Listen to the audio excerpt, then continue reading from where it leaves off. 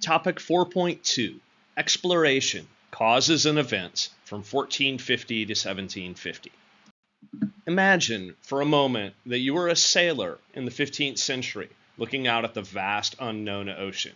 The open sea whispers tales of mythical creatures, undiscovered lands, and treasures beyond your wildest dreams. Your heart races with both fear and excitement.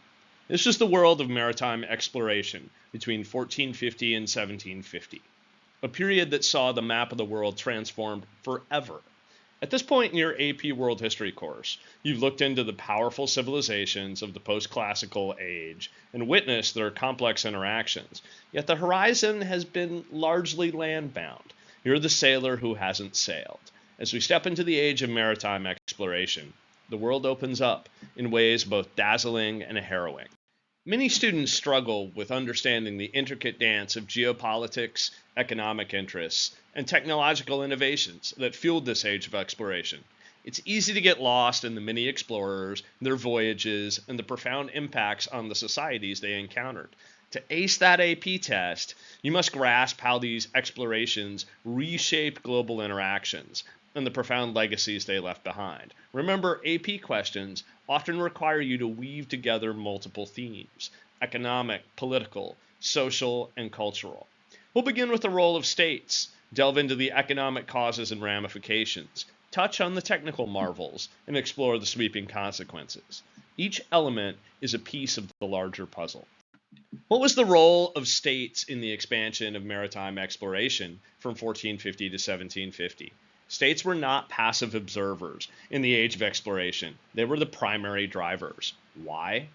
Power and wealth were at stake. Establishing new trade routes, creating colonies, and asserting dominance over vast oceanic stretches were key state ambitions. But to set the stage, we first have to understand a crucial precursor: Portuguese development of maritime technology and navigational skills. Portugal, a relatively small state, realized that its path to greatness lay at sea.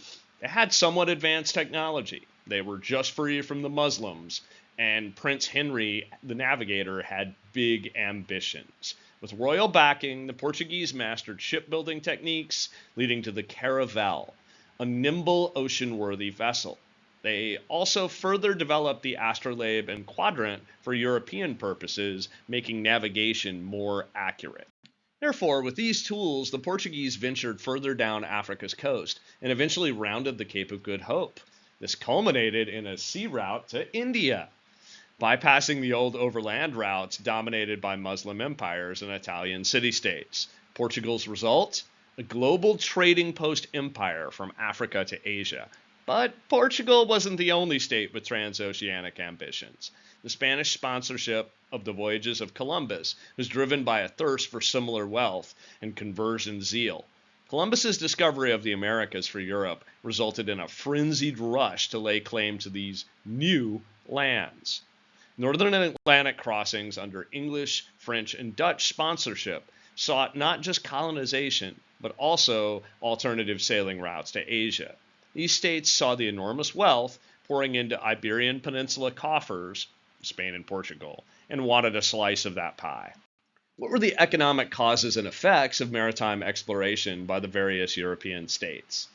Economic motivation was the lifeblood of exploration. The European states craved direct access to the riches of Asia, spices, silks, and other luxuries. But with the Ottomans controlling land routes to Asia, sea routes became even more attractive. Thus, economic competition spurred maritime advances. Therefore, as exploration advanced, vast amounts of silver, gold, and resources flowed into European treasuries, especially with the conquest of the Americas. New World colonies became sources of precious metals, sugar, tobacco, and other commodities.